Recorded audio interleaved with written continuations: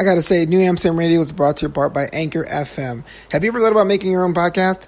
You see, when I was trying to get this podcast off the ground, I had a lot of questions. How do I record an episode? How do I get my show into all the apps people like to listen? How do I make money from my podcast? And most importantly, I don't want to deal with cables and wires and all those things. You see, the answer to every single one of these questions is pretty simple. Anchor. Anchor is the one-stop shop for recording, hosting, and distributing your podcast. And best of all, it's 100% free and ridiculously easy to use. And you can use your phone, which is pretty awesome. Now, Anchor can match you with great sponsors who want to advertise on your podcast. That means you can get paid to podcast right away. In fact, that's what I'm doing right now by reading this ad. So if you ever wanted to start a podcast and make money doing it, go to anchor.fm/start. That's anchor.fm/start to join me and the diverse community of podcasters already using Anchor. That's anchor.fm/start. I can't wait to hear your podcast.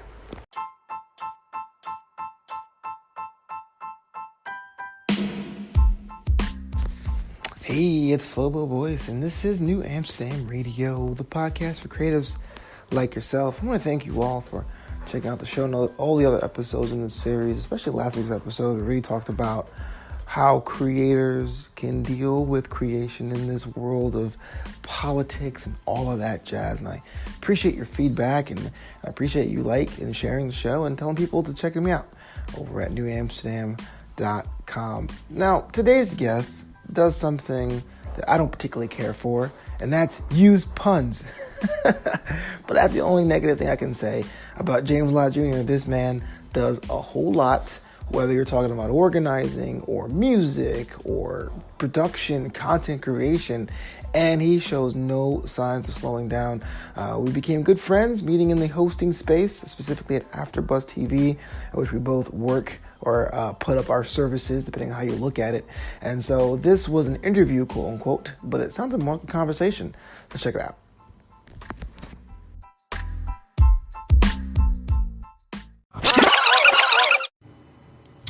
Hello everyone, this is Flobo Voice, and you are locked into New Amsterdam Radio, the show for creatives just like yourself. And today I have myself a very special guest, and that's something I don't always say to all my guests. Some guests are special in their own way, but this guy has like 25 billion pursuits.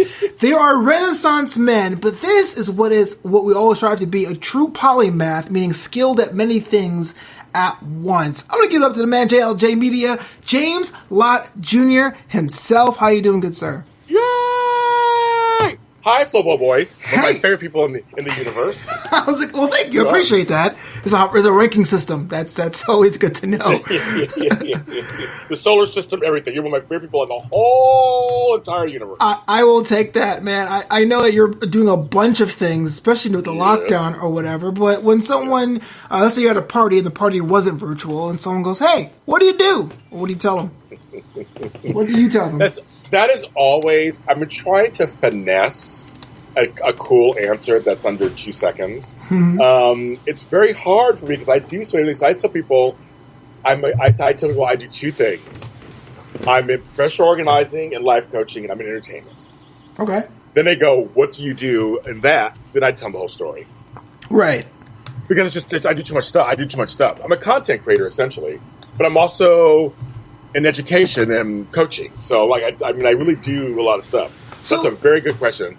Let's break this down, because really, you do a lot of stuff. And the one thing that really threw me for a loop when I first met you, which I can't even remember the specific time, but the conversation we had about what you did was when you're saying, oh, I'm a professional organizer. And I said, oh, like life or actual organizing? You're like, both, mother trucker. So what does that mean to the uninitiated, organizing both objects and personas and people's stress loads? I remember that conversation, actually. It's so funny. And you're like, oh. I was like, yeah, I do both. So professional organizers, people don't realize that's a profession. And what we do is we organize people. We give them systems put in place to make their lives run smoother. But we also organize objects. So we will go in your closets, your cabinets, your kitchens, your bathrooms, and we will organize it, your garages. We will organize that. But essentially, they're linked together. We organize the stuff, we're organizing the person. Okay.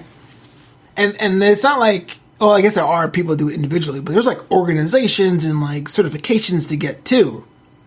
So the number one organization, association in organizing is called NAPO, the National Association of Productivity and Organizers. And I'm a member, been a member for 6 years. There's a large, but there's other organizations like, there's like the Picture Framers Organizing Association, and there's the Professional Organizers Think Tank. There's a bunch of organizing organizations, but NAPO is the number one most recognized around the world organization.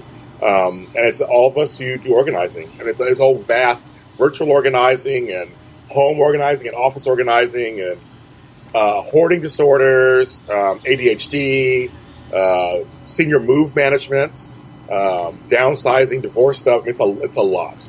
It's a lot of different things to do. Yeah, and it takes a certain kind of person, I guess, to go into this. Because it's very easy to be like, okay, yeah, I just move objects from here to there. Or I say, hey, get your life together. But, everyone comes with their own stories and their own reasons why they can't separate this or why they can't overcome. Does that weigh on you too? As a practitioner? It's funny because, I've been doing it for 11 years now. So I'm very removed, yet not removed. The outcomes aren't about me. So I'm here to help, but it's actually everything. I have no stake in it. My stake is I'm your cheerleader. I want you to do the best you can. I'll do whatever I can to help you. But in the end, it's you and your stuff and your people and your family.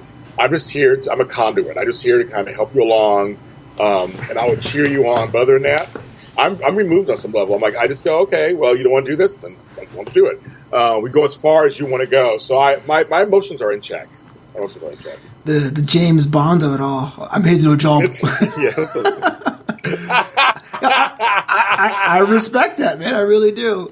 So I like the fact that you have. Even though you are self-employed and that comes with its own ingenuity and creativity, but I do like the fact you also are a creative person as well. Just a couple weeks ago, I somehow became a musical artist overnight. Can you talk about your music side and how you find inspiration? Because for those of you who don't know, if you guys haven't checked out the podcast I was on, A Lot of Help, I went over to the studios, to your studios, and you told me, hey man, just read these lyrics. And I went, okay. And my voice isn't the sound of angels and butter, man. And then 6 weeks later, I was on a track which you can download on Spotify or stream. So talk me through that process, being a music creator. I love our song together. It's called Music Is My Life. I love that song together. And because I'm all about dream making. And if someone says to me, I wouldn't mind being on a song. I'm a doer. So I'm like, okay, well, let me write some lyrics. And I'm like, say these words. I did literally say these words. And you did, and I love the result. My producers and I loved your voice. We loved the result. And he said, you're a DJ. It's one of your jobs. We're like, you actually played a song if you want to, and you're DJing. You can always throw it in there if you want to. Like, a DJ should have a song. Yeah. And that was kind of the thing I was thinking. let's give Flobo a song. Let's give him something out there. And he could say he did it. At least he could say he did it. That's true. And that's kind of my thing. I want to help people do that. But music is a big part of my life. I started doing music 6 years ago as a fluke. I was doing voiceover work, and they're like, James, you got a voice. I'm like, well, I know that. Duh, yeah. Like, hello, I got a voice. I know, you can hear my voice. But they're just like, you should do some songs. And I did 2 songs as a 2-song one-off, so to speak, which is bad grammar, but that's what it was. And I was just like, okay. And then I fell into it. And now I'm releasing my 5th and 6th albums within the next month. Yeah. So it has evolved into this thing where I have this musical empire that I'm growing for my collaborations. I do Spanish music, I do English music, I do dance, I do spoken word. I sing on some songs. So it's a great outlet for me. I'm a writer at heart.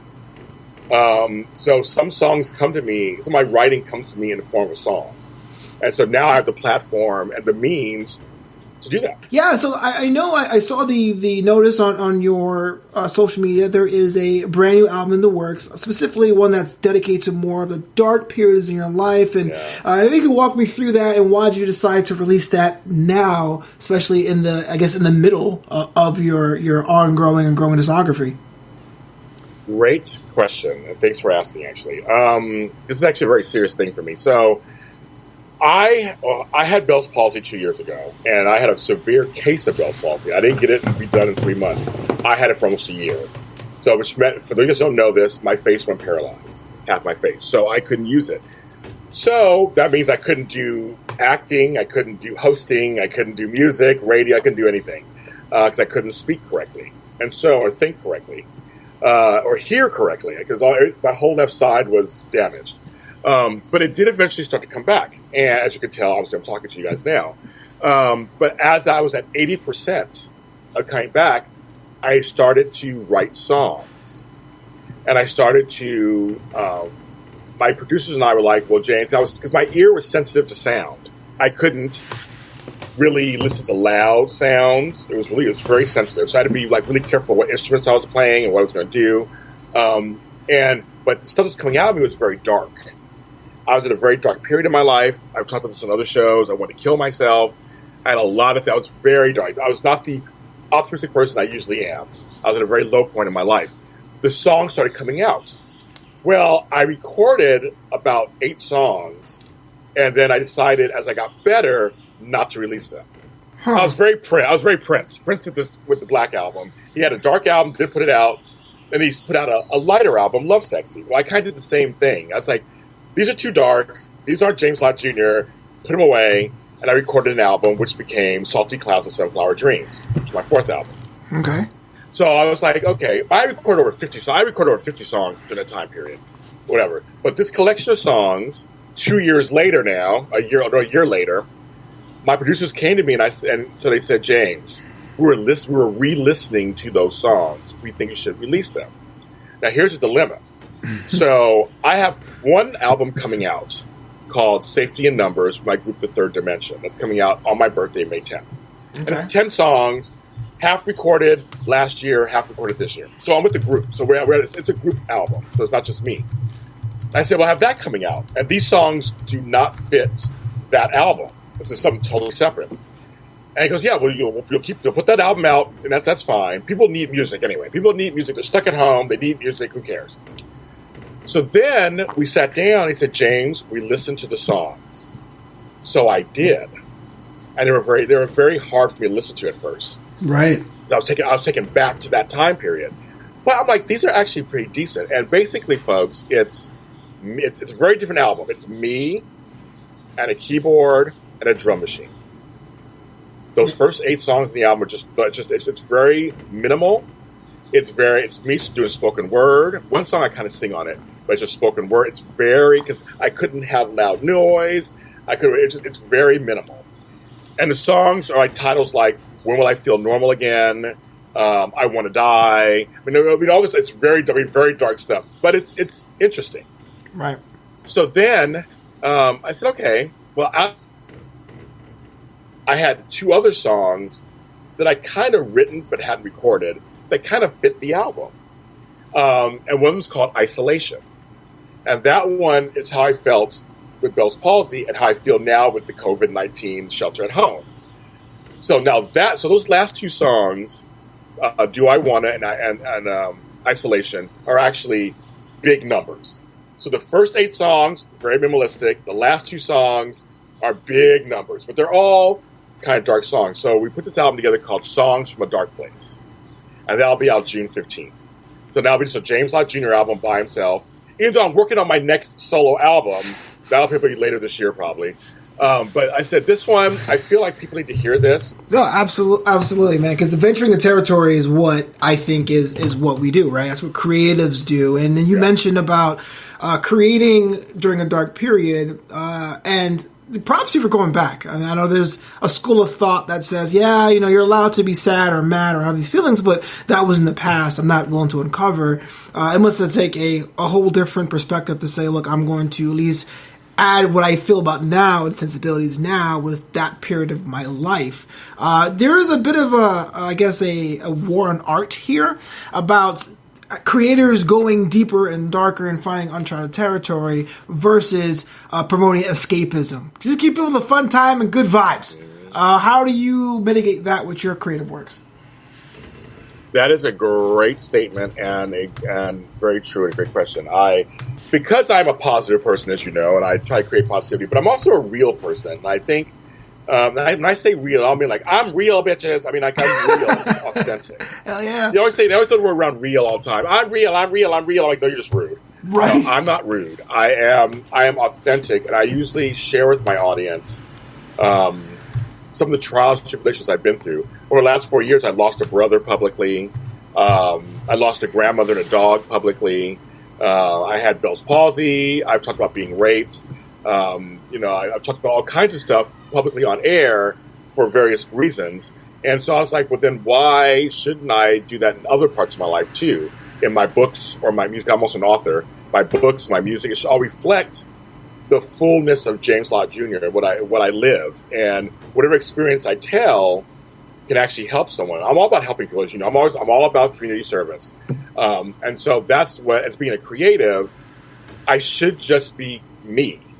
That's always the war, as you said, war of art. It's just don't censor yourself, James. The song comes, whatever the lyrics are, write it. Just write it. Record it. You don't have to release it. That's the point. You don't have to release anything. I have songs I've never released. They're still sitting in the vault. But just don't stop yourself from actually following through. That's the message for myself. It's like, just do it. And then it's just what I want. And then if some folks don't like it, that's fine. I like your other stuff better. That's fine. If you like, I have a group that I do stuff with called CHOG, CHOG. Mm-hmm. We have some EPs out together. We do some stuff together. And they call themselves a quirky dance band. Okay. So the music's always very fun. They're very quirky. I mean, we did a song called Honey Lamb. We have some fun songs. I mean, my first song with them was "Oh My God, Like Totally." That was my first song, and it became a hit. This little minor hit. Everybody loved that song. But all I'm saying is, "Oh my God, like totally." Oh my God, like, that's not the whole song. So a big black man saying, "Oh my God, like totally," made everybody laugh, and somehow became this minor hit. So they're quirky, and so I thought, well, some folks may not like that. And you know what's really funny, Flobo? This is really interesting. Mm-hmm. That first EP we did, called the 5-song EP, I put it out. Guess what audience connected with it? The song you hated the most or didn't like the most? No, I'm saying just guess that whole project. We got an audience I did not expect. I was shocked. Yeah. Children. Oh, I see. I made a children's album. Apparently, I did not realize that, and it changed the course of our musicianship together, our collaboration together. Because that album, I have songs called "Fun at the Zoo," "Honey Lamb," all these little songs. The kids love it. The lyrics are simple. They're all G-rated, and all these kids were like, "I love your album." I'm like, "What? I made a kids album?" The Black Raffi. Like, that's what it is. Exactly, right, exactly. Oh my God, it's so funny. That's so funny. That's hilarious. But isn't that weird? So it's like, that album, even though adults liked it too, but it was like, so then all of a sudden, when we went to make our next EP, the 7-song EP, it was like, well, can we grow a different way and lose that audience? Yeah. Or, do I keep it going? And a couple of songs I wrote with them, the one song I'm really proud of is called "I Will Make It Through." And it's a simple song. I love the beat to it. And it's CHOG featuring James Lott Jr., and it's good. But the lyrics are not really adult, but they're about me making it through Bell's palsy, actually. And so it's kind of funny. The kids like that one still. They like this. So, I kind of made kids stuff, and I didn't realize that. So art is whatever, I guess, people receive it. I just want to thank you really quick for being on the show, man. New Amsterdam Radio is for people who are trying to do their own projects, whether they're break dancers or painters or writers or whatever have you, and I'm sure they can extract some good information from you. Where can the world find you and the top 25 of your projects right now online if they want to partake? So you can follow me where all James Lott Jr. is sold, at James Lott Jr. and all social media platforms. Just start there. Or type in James Lott Jr. in Google. You'll see everything. It all pops up.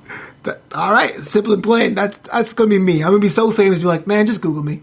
I'm cool. Just Google me. Yeah, we're good. I've done that. I told people, Google.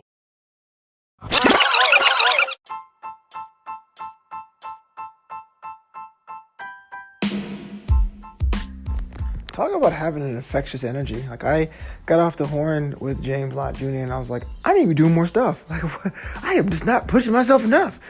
Of course, you can follow James Lott Jr. all over social media because he has a plan of being anywhere and everywhere. And I mean that with the utmost amount of love. See, as creatives, we sit back and we think about, are we doing things in the right direction? Am I getting my follower growth? Am I getting the engagement? And sometimes that's really important, but other times it's really about the creation and the craft. The journey is part of why we do what we do, why we lay in bed and go, you know what? That would be a cool idea to create, to put online or share with friends.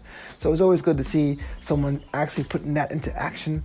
But that does it for me on this edition of New Amsterdam Radio. Make sure you check out this episode and all the other episodes wherever you stream your podcast. Not for me, you can follow me at Twitter, at Flobo, on Instagram, at Flobito, and Flobito.com. 2 ways to support the show and yours truly. You can buy a t-shirt over at Flobito.threadless.com, or you can check out the Patreon, patreon.com/FloboBoys. New content there multiple times a week for all the VIPs and fans and supporters. So, yeah, until next time, this city is yours.